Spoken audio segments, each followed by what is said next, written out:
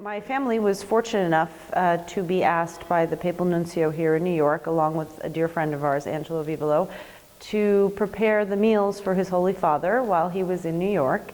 And I can't help smile because it was an amazing experience. And my mother, who is a chef, and our family's in the food business, along with some of the other chefs from our restaurant, prepared meals with some specifics on, he does a lot of traveling, so they try and keep him light, and he has some preferences. So with some specifics to what His Holy Father wanted, and I had the pleasure of actually being in the dining room and serving him and his close group that was traveling with him their meals, and it was just an amazing experience. One day we had the fortune in between lunch and dinner where he came down into the kitchen and asked for an espresso. And I bolted for this espresso. I've never ran for an espresso so fast in my life. And we had the opportunity actually to have a conversation with him. And I told him that I had attended Jesuit schools and my children were attending Jesuit schools, and Regis actually came up too in the fact that it had just celebrated its centennial. He had a conversation about it. He knew exactly, what we were discussing. It was just an amazing conversation about, very brief, the time for a quick espresso because he had a very busy schedule. But I was happy to be able to talk to him about that as well. And I guess because we were there working for those 3 days, it was arranged that my children and husband could come in and meet with him. And he is just lovely, and he blessed us, and he gave us rosaries, and my children are thrilled.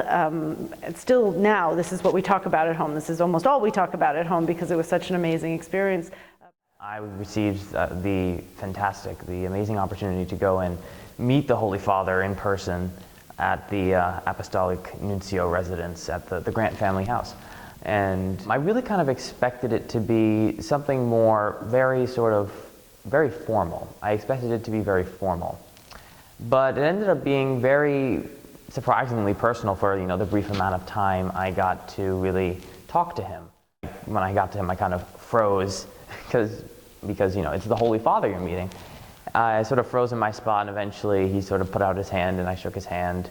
I was able to present him with Father Andreassi's book, Teach Me to Be Generous, The History of Regis.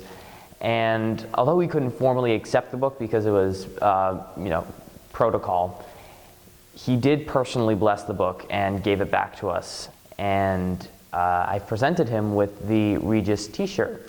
And you could see that his eyes lit up immediately. It was just, he kind of recognized, the school where, what high school I was attending.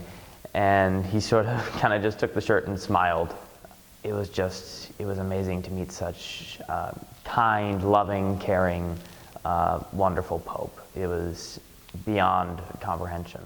When you're with him, he really prizes the young. I think he sees the good and the innocence in the young, whether it's sort of the young like babies or the adolescent, and I think that that's really important, this future that he sees in the young and how they can make the world a better place and care for the world. And that's something that really I was very strongly marked, it was strongly marked upon me seeing him in his actions.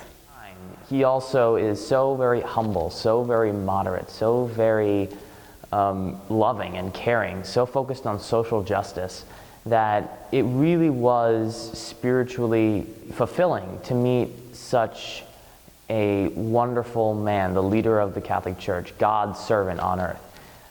He has always thought about others, whether as Archbishop, as a Cardinal, and now as Pope. And I think that provides a very clear and inspiring example to the rest of us of how we can live generous lives.